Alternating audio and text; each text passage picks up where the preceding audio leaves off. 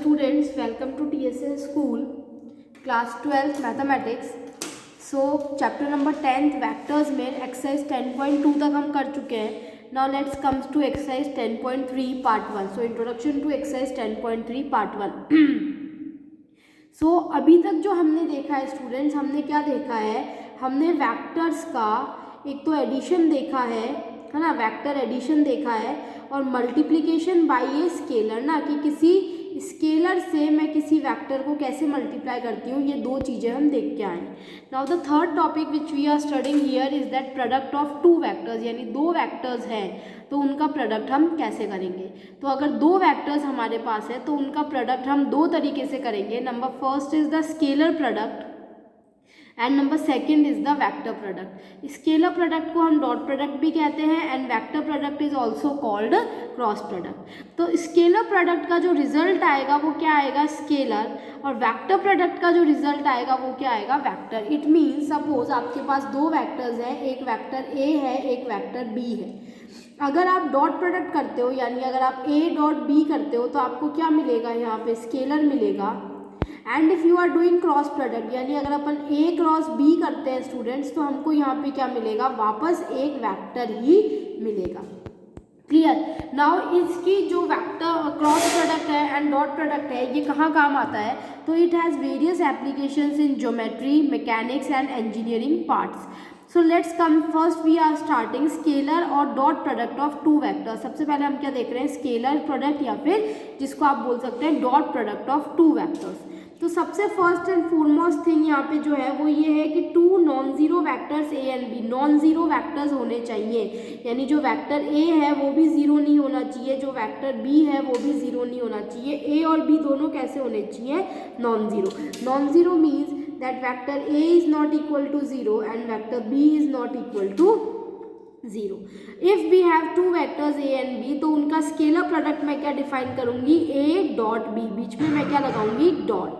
Now what is A dot B. A dot B define कैसे होता है students, A dot B is equals to magnitude of A magnitude of B cos theta.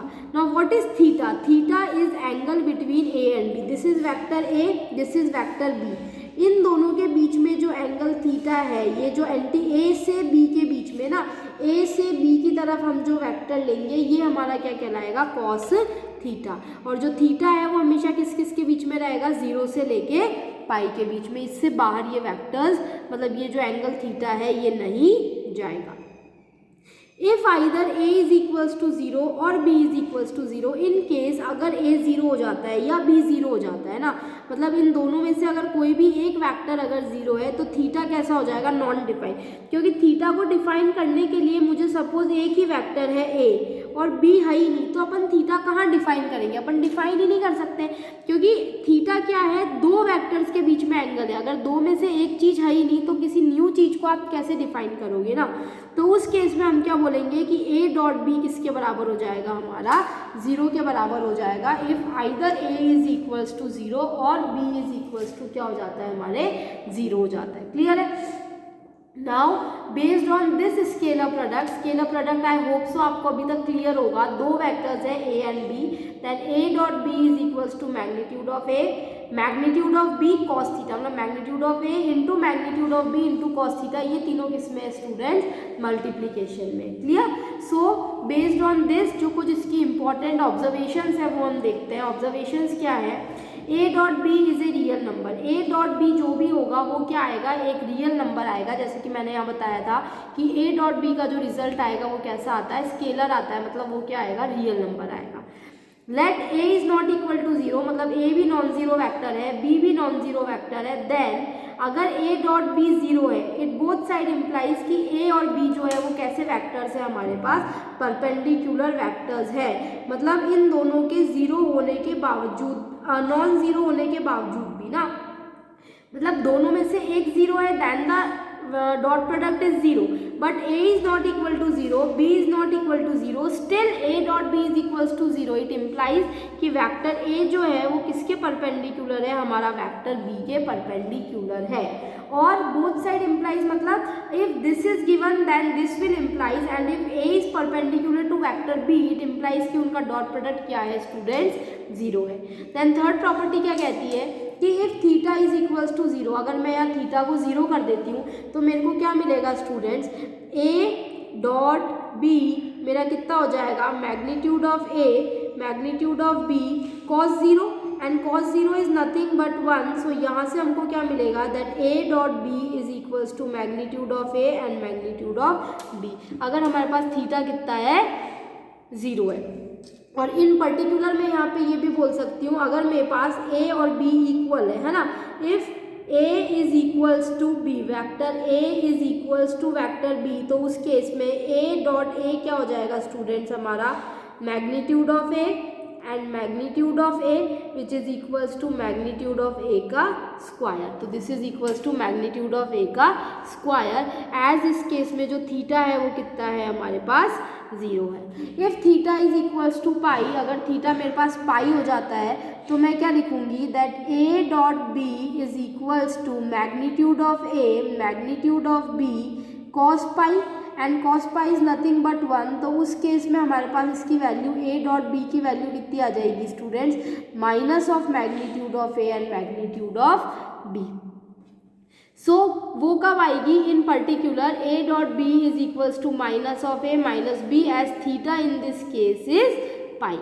For mutually, अब next topic is for next point is for mutually perpendicular unit vectors i j and k, यानी i j और k क्या है, mutually perpendicular है. मतलब जैसे x y और z axis होती है तो i cap j cap and k cap, इसको मैंने x एक्सिस के अलॉन्ग लिया है, इसको मैंने y एक्सिस के अलॉन्ग लिया है, इसको मैंने z एक्सिस के अलॉन्ग लिया है. तो मैं क्या कहूँगी कि i dot i cap is equals to j cap dot j cap which is equals to k cap dot k cap. इनकी वैल्यू क्या आएगी, 1. जब ये आपस में खुद से डॉट प्रोडक्ट करेंगे देन द वैल्यू इज 1. और अगर मैं इनका किसी भी और से यानी i कैप डॉट j करवा लो या j डॉट k करवा लो या फिर आप k cap dot i cap करा लो तो इनकी वैल्यू कितनी आएगी स्टूडेंट्स, 0 आएगी. This is the most important result जो कि हमारे क्वेश्चंस में बहुत फ्रीक्वेंटली काम आएगा. Angle between two non zero vectors a and b is given by, दो नॉन जीरो वैक्टर्स, अगर मेरे को एंगल निकालना है cos थीटा तो इस फॉर्मूला से मैं cos थीटा कितना लिख सकती हूँ students, cos theta is equals to a dot b upon magnitude of a and magnitude of b.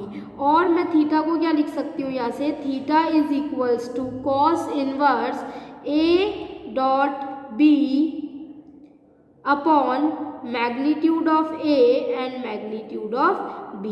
So ये हमारी यहाँ बात हुई angle between two non zero vectors a और b. अगर दो नॉन जीरो वैक्टर्स है तो उनके बीच में थीटा की भी वैल्यू हम निकाल सकते हैं. अगर थीटा गिवन है तो हम a डॉट b भी निकाल सकते हैं, और अगर हमसे थीटा पूछा है तो हम इस फॉर्मूले से इसको भी निकाल सकते हैं. Then the scalar product is commutative. Commutative यानी अगर a डॉट b है तो a डॉट b किसके इक्वल्स आएगा स्टूडेंट्स, b डॉट a के. ये होता है द स्केलर प्रोडक्ट. ये जो स्केलर प्रोडक्ट है जिसको हम डॉट प्रोडक्ट कह रहे हैं ये कैसा होता है, कम्यूटेटिव, कि a डॉट b करो या b डॉट a करो this will be one and the same. Now let's come to two important most important properties of scalar product. तो स्केलर प्रोडक्ट की जो दो इम्पॉर्टेंट प्रॉपर्टीज है, फर्स्ट है distributivity of scalar product over vector addition. की जो scalar product है वो वेक्टर एडिशन पे क्या होता है, डिस्ट्रीब्यूटिव होता है. तो मैं बोलती हूँ let a b c be any three vectors ना, let a b and c be any three vectors, ये कोई भी थ्री वैक्टर्स हैं, be any three vectors. Then according to this property ये हम क्या कहेंगे, that scalar product is distributive. यानी स्केलर प्रोडक्ट को मैं डिस्ट्रीब्यूट कर रही हूँ किस पे, वेक्टर एडिशन पे. Okay, so this b plus c, what is this b plus C, this b plus C is vector addition. और जब मैं यहाँ पे इसका ये कर रही हूँ तो ये मैं क्या कर रही हूँ, स्केलर मल्टीप्लीकेशन. तो ये किसके इक्वल होएगा, ये डिस्ट्रीब्यूट हो रहा है यानी ये क्या हो जाएगा, a dot b plus a dot and c. तो ये डिस्ट्रीब्यूट हो गया। यहाँ पे ये क्या हो गया हमारे पास, scalar multiplication and this is also scalar multiplication. तो ये दोनों हमने क्या कर दिए, डॉट प्रोडक्ट करवा दिए, यानी ये जो वेक्टर एडिशन था इसको हमने डिस्ट्रीब्यूट कर दिया over distribution of scalar product over scalar product पर हमने वेक्टर एडिशन को क्या किया है, डिस्ट्रीब्यूट किया है। Now second property is let A and B be two vectors and lambda be any scalar. A और बी कोई भी दो वेक्टर्स है और लैम्डा कोई भी स्केलर है। तो ये प्रॉपर्टी क्या कहती है कि लैम्डा ए डॉट बी, तो ये किसके इक्वल होगा, देखो स्टूडेंट इसको हम बहुत सारे तरीके से लिख सकते हैं। लैम्डा ए डॉट बी अगर आपके पास है तो ये किसके इक्वल हो जाएगा, इस केस में आप लैम्डा को बाहर रख के ए डॉट बी भी कर सकते हो, और आप चाहो तो क्या कर सकते हो इस केस में, दिस इज इक्वल्स टू ए को बाहर ले लिया और हम लैम्डा डॉट बी भी कर सकते हैं। अब इन दोनों के बीच में हमने डॉट नहीं लगाया है क्योंकि lambda dot B is a vector and this is also a vector. तो यहाँ पे हम क्या लगाएंगे, डॉट लगाएंगे, यहाँ पे डॉट नहीं आएगा, this is simply lambda B. Okay, ये दोनों वेक्टर्स है इसलिए इनके बीच में डॉट प्रोडक्ट आया है। ये स्केलर और वेक्टर, तो this is again A vector and this is vector, इसीलिए इन दोनों के बीच में हमने क्या लगाया है स्टूडेंट्स, डॉट प्रोडक्ट लगाया है। यहाँ भी देखो लैम्डा ए के बीच में हमने कोई डॉट प्रोडक्ट नहीं लगाया है। एंड देखो नेक्स्ट थर्ड प्रॉपर्टी, अगर ए मेरे को दे रखा है A1 i cap, A2 j cap, A3 k cap and B दे रखा है B1 i cap, B2 j cap plus B3 k cap, तो A डॉट बी क्या होगा, देखो A1 i cap plus A2 j cap plus A3 k cap dot B1 i cap plus B2 j cap plus B3 k cap. ना इसको हम solve कैसे करेंगे, देखो स्टूडेंट सबसे पहले हम क्या करेंगे, A1 i कैप के साथ इन सब का डॉट प्रोडक्ट कराएंगे, B1 i cap plus B2 j cap plus B3 k cap. Similarly A2 j cap के साथ हम क्या कराएंगे, सबका डॉट प्रोडक्ट कराएंगे, B1 i cap plus B2 j cap plus B3 k cap. Similarly next हम क्या करेंगे, A3 k कैप के साथ स्टूडेंट्स हम सबका डॉट कराएंगे, B1 i cap plus B2 j cap plus B3 k cap का। सो व्हाट वी गेट, देखो i cap dot i cap, यहाँ पे हमको क्या मिलेगा, i cap dot i cap and we know that i cap dot i cap is equals to 1, so this is A1 B1। Next हम करेंगे i cap dot j cap, so i cap dot j cap is 0, so next term हमको मिलेगी 0। Then I cap dot k cap, I cap dot k cap is again 0, तो ये term भी मिलेगी 0। Then यहाँ से j cap dot i cap is 0, j cap dot j cap is 1, तो यहाँ पे हमको मिलेगा A2 B2। Then again j cap dot k cap, तो this term will be again 0। Next term is k cap dot i cap 0, next term is k cap dot j cap 0, next term is k cap dot k cap यानी A3 B3। तो यहाँ पे students हमको क्या मिल गया, A1 B1 plus A2 B2 plus A3 B3। तो ये हम यहाँ से हमको अगर A और B हमको कंपोनेंट फॉर्म में दे रखे हैं, ये कौन सी फॉर्म है स्टूडेंट्स, कंपोनेंट फॉर्म में दे रखे हैं, तो हम A डॉट B को इस तरह से लिखेंगे, A1 B1 यानी आई कैप मल्टीप्लाई होंगे दोनों के, then J cap and then K cap. इतना बड़ा करने के बजाय हम इसको डायरेक्ट एज ए फॉर्मूला भी लर्न कर सकते हैं। तो यहाँ हमने जस्ट इंट्रो देखा अपने स्केलर प्रोडक्ट का। देन इससे रिलेटेड जो एक दो और चीज़ें बची है वो हम नेक्स्ट क्लास में करके उसके बाद हम इसके एग्जाम्पल्स करना स्टार्ट करेंगे। Till then students do proper revision of the scalar product of vectors. Thank you students.